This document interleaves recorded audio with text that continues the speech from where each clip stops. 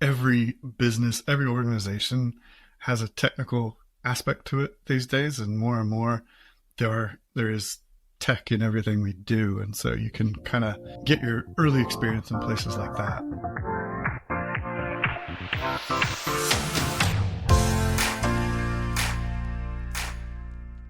Welcome, everyone, to the TechGuide podcast, where we give actual advice to those wanting to break into tech or are looking for their next gig. We have John Collins on today's episode to talk about getting started in tech, making career pivots, content, and so much more. John, welcome to the show. Super excited to have you on today. Thanks. Glad to be here. It's going to be a good episode. You're also a fellow Austinite, and I love talking to fellow Austinites. We are the best in the world, I will say. Of course. But let's talk about your early career and start there. Can you take us to your first roles out of college, specifically as a sports editor and then a managing editor? Yeah. So I had grown up kind of in the publishing world, and journalism was an easy way for me to kind of get into that. These were at small weekly community newspapers, a very much dying breed these days.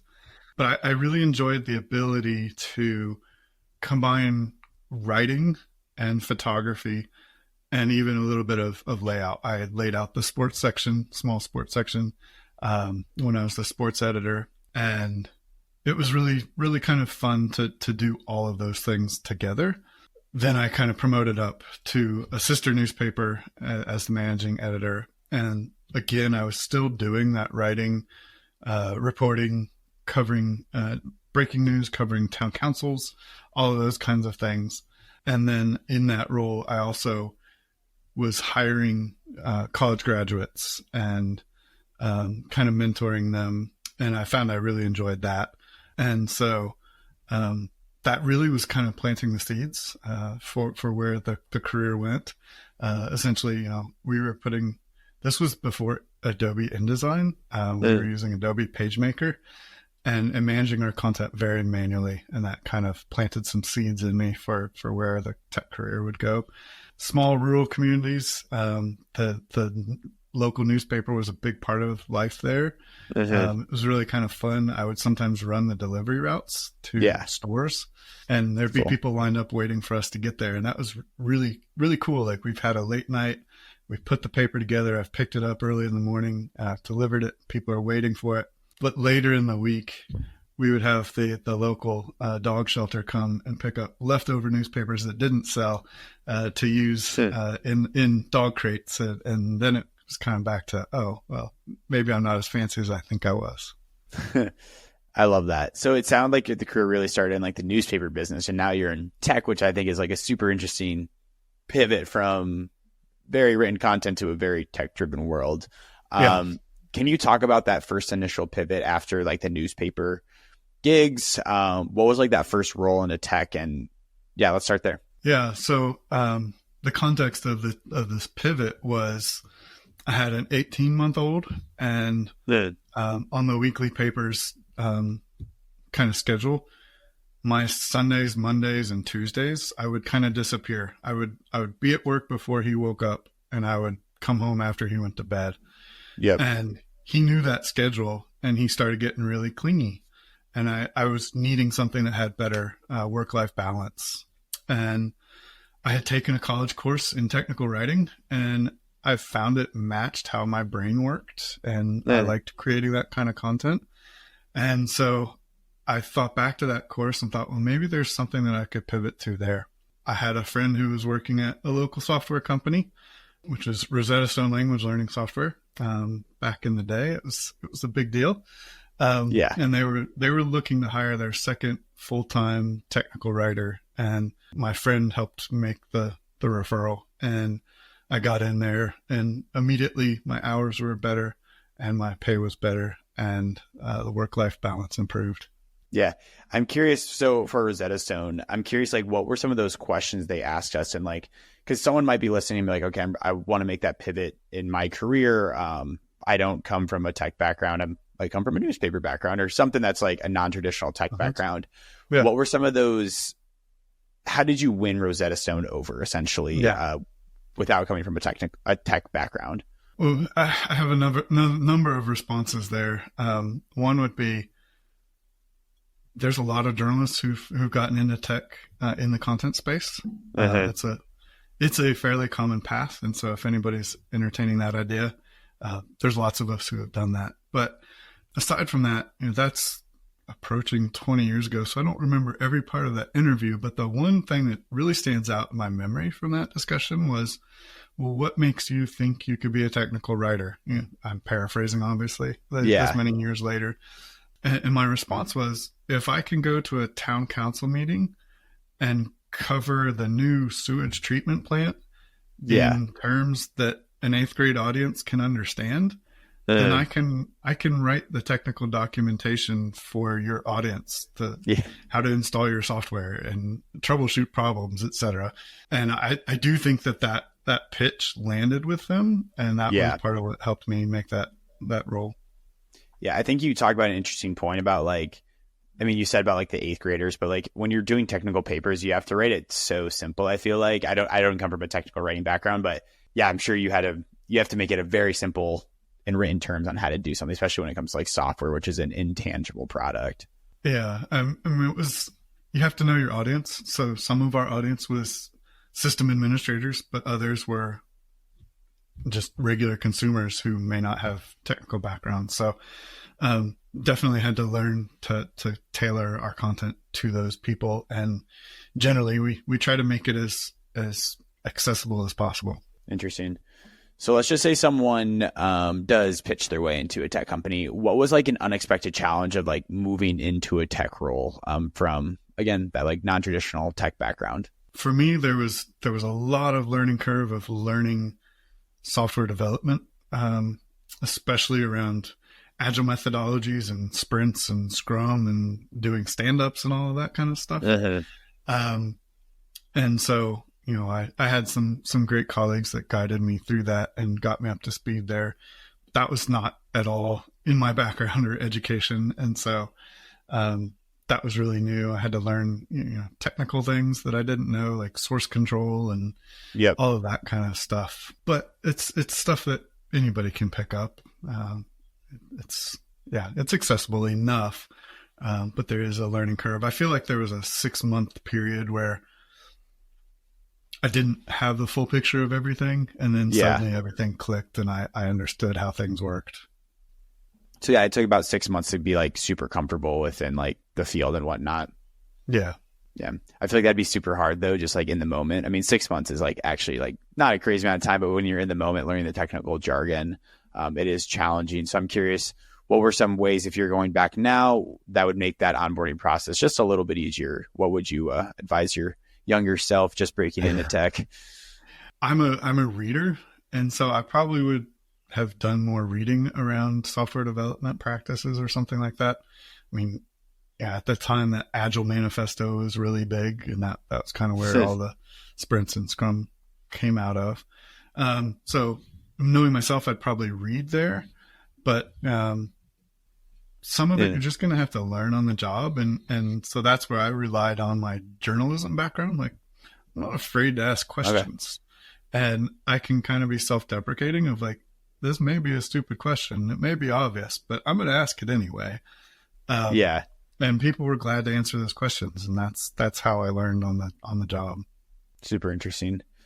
If there was another way, so let's talk about other strategies right now. So now that you're into tech, obviously you got there basically with like a referral and like you pitched yourself well, but what are some other strategies you would give someone young in their career to break into tech now that you are in the field? The one thing I've talked to people about over the years is finding volunteer work that relates to tech or open source software. That's not something I've actually done, but I know some people will do that, and they'll contribute to open source software, and that gives a little bit of a portfolio. It also exposes you to some of those things. But if you think about volunteer work, nonprofits, many of them have websites that might need help, or database administration or Salesforce administration or any of that kind of stuff. And that might be a place for you to kind of dip your toes into that and start getting that experience and learning that world. Even if it's not a technical kind of nonprofit. Yeah. Essentially, every business, every organization has a technical aspect to it these days, and more there is tech in everything we do, and so you can kind of get your early experience in places like that. Yep. I think you give an interesting point of like volunteering and like finding job, like kind of like just volunteering to get your way in. There's a lot. I'm sure I know in Austin anyway, there's like websites where you can like volunteer for like business work. And I feel like that's great ways to get experiences. And it's also like a great networking opportunity to connect with people that are already in the industry, and they may know of someone. And if you do a good job, maybe they will introduce you to that someone. But I feel like there are a lot of creative ways to actually get into tech, not involving like your traditional resume, but by actually like working and volunteering. Yeah, for sure. And it's also fulfilling to be helping the community. Exactly. There are a lot of good ways to do it. When it comes to tech, like what are you seeing for good opportunities for someone young in their career to actually start with? Like, are you seeing a certain job, a certain vertical of line of business that like someone should consider getting into first, ones that may be easier than others? Well, I mean, I'm a content person at heart, and so I kind of focus on that area, and that's where I'm most aware. Yeah. But like I have definitely told people, you don't have to be a software engineer or developer to be in tech. Like any role that's in any other business exists in a tech business generally. So there's salespeople, there's support people. I think support is a pathway a lot of people take getting into tech. But just being a communicator is a good way into any kind of role, really. So yeah, I think the design world, the content world, are good ways for somebody to get in.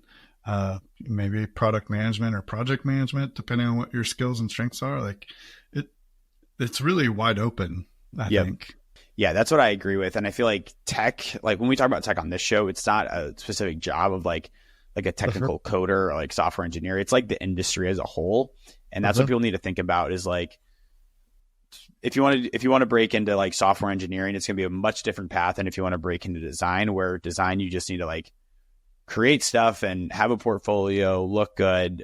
Software engineering, you're going to need a lot more technical skills and certificates and boot camps and whatnot. But when it comes to like design and content, that's why I like that part of tech so much. I'm one in it, but like two, it's a much lower barrier to entry, just because like if you're good at design, like people will find you, which I think is a really good way to start like your journey into tech. So let's kind of talk a little bit more about succeeding in tech then, especially early on. And I know you've managed some people, especially young college graduates. Once you are into tech, what are some ways for them to stand out early on, to get their footing down, to say like, oh, I'm actually gonna be able to make an impact right away? I think being there and taking on whatever tasks come across your plate is one thing. I think in general in life, servant leadership is really important. So not being afraid to take on things that are maybe less distasteful or less tasteful it would be one thing. But the other is like, I think the people who have a really good career trajectory, and I've seen this with college grads coming into tech, are the people who have good soft skills. And I don't always love that term, but that's probably the best term that's out there. Yeah. But the things about how to have difficult conversations, or the people skills, and navigating multiple groups of opinions, those are the people I think that really see good career growth in a tech role. And that's stuff that isn't usually part of a college degree. It's maybe having a higher emotional quotient, or whatever the term is. I don't remember. But yeah, going to soft skills, I feel like if you are young in your career, I mean, that's just like learning and interacting with people a lot. And like, those are class projects you worked on. Those are interacting with classmates. It's a super easy way to like actually get ahead. Because once you're in the industry, like, those soft skills of being able to have time management, have those interpersonal skills, communicational skills are like so vital. And I feel like that's truly what sets the people apart that like want to do well in their career versus like that don't do well in their career. I think it's a super interesting balance to have. So is there anything else that comes to mind when you talk about succeeding in tech? Obviously, there's a lot of techniques, but yeah, anything else that comes to mind when it comes to succeeding in tech? Yeah, so I've been reading the last year, thinking about this for myself, but the difference between a generalist and a specialist, and I can come down on both sides. Like I think both are important. In the design world, at least, there's a concept of a T-shaped designer. Yeah. And that's, essentially there's a diagram of your skills and it's shaped like a capital T for those who haven't seen it. And it's the idea that you've got a broad set of skills like visual design, UX design, content design, facilitation. And then there's one of those that you're deep in and you kind of specialize in a little bit more than others. For me, that would be more in the content realm. And that's a way you can differentiate yourself, but you can also be flexible. So if the job is less on content, but needs the UX design and you've got that skill set, you can kind of shift that way. All that. And I think that's a really interesting framework to think about for career growth or pivots. And for me, having had a number of career pivots, because I've done a number of content related roles.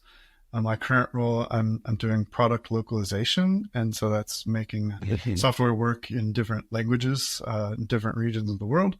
That's just helping me build out that generalist skill set. And maybe in the future, that sets me up for some sort of special, really unique role that I don't even know about and that maybe not exists. It doesn't even exist yet. Yeah. And so I don't really know where I land. I kind of think of myself as a specialized generalist, I guess, right now. Yeah, I like that. Specialized generalist.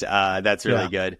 I do like this conversation though, because like that's what I've been debating in my career. I'm definitely 1,000% a generalist. I am pretty good, or I like to think I'm pretty good at like a lot of different tasks, but I don't specialize in like one thing when it comes to marketing. And young in my career, like I love that because I get to see like what I like and what I actually don't like and like what I want to learn and like what I don't want to learn. But there's definitely something to be like the person for when XYZ hits the fan or when XYZ needs to be done, that you are that exact person to actually specialize and get it done. I think it is a super interesting debate to have, especially when you are thinking about your career. Yeah. And I think in the context of speaking to people who are early in a tech career, getting that broad exposure is really good and really healthy.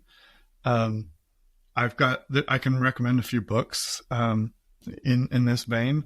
One is Designing Your Life by Bill Burnett and Dave Evans. And they kind of talk about figuring out what you're trying to achieve.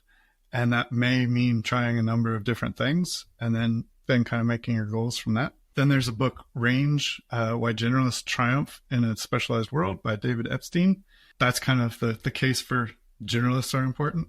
But then there's another book called Niche Down, How to Become Legendary by Being Different by Christopher Lockheed. Yeah. And I think those three books together can paint an interesting picture that might give some ideas to people who are looking to get into tech. Yeah, I think it's an interesting picture to paint as well, especially when thinking about your career and like what needs to be done and what shouldn't be done for what you want to do. But John, let's wrap it up there with those two or those references. But also, where can people learn more about you and learn if they're saying this John guy's awesome? I actually need to pick his brain about specializing versus generalizing. Where people can connect with you? Yeah, the two main places these days are my LinkedIn. I'm there as John Collins. You can follow me there, or I have a website, which is collinscontent.com. So COLLINSCONTENT.com. Awesome. I love the alliteration. Awesome, John. Thank you so much for joining us today. Yep. Thank you.